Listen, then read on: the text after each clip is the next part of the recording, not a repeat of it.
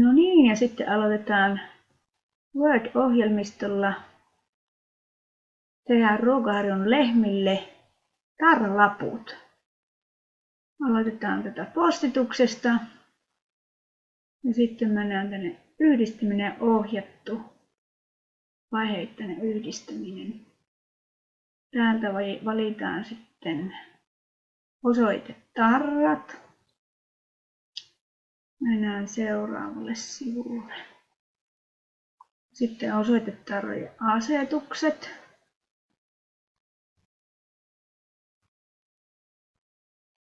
Täältä sitten ollaan valittu nyt sellainen lisätietoja kappaleelta, eli yläreunus 0,5 senttiä ja sivureunukset 0,5 senttiä ja pystyetäisyys 14,5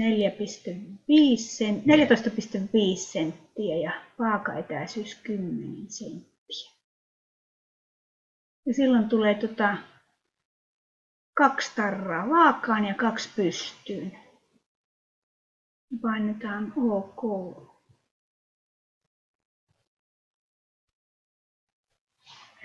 Eli täällä on samat.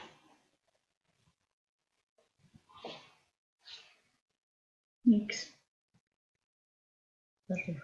Ei tämä ollut takia. OK. Joo, hyvä. Sitten mennään seuraavalle sivulle. Ei näkyy vielä. Eikä. Mä vaihtan sielläkin.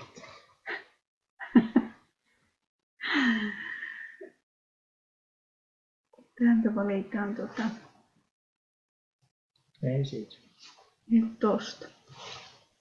Joo, ja uudet nämä lehmien nimet. Ja avaa. Siellä on nämä lehmät ja pannaan vielä tuonne varmoin vuoksi tuokin ruksi tonne. Ja taas mennään seuraavaan. Ja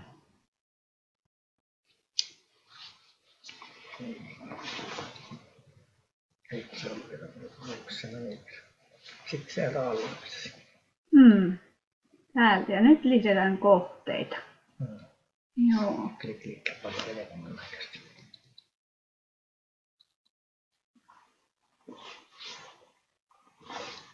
Joo. Suurennassa. Selitä sen suurennassa. Suurennetaan fonttia, että saadaan oikein kunnon nimet. Otetaan täältä vaikka tuo 48.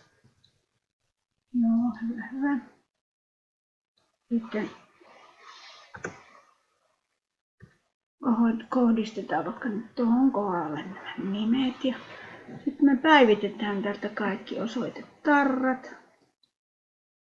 Noin. Ja sitten mennään seuraavaan.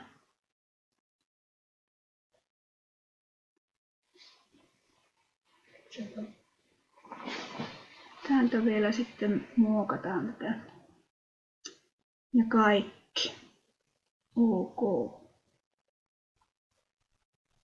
Näin tuli meille kaikille lehmille nyt uudet hienot nimilaput, jossa on korvanumero ja nimi.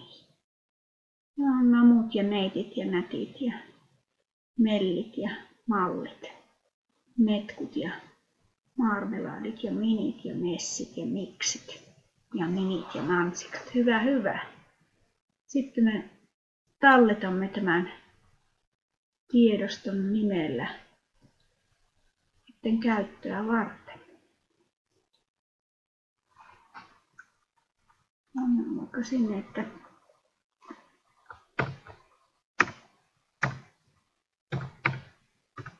lehmien tarrat. Hyvä.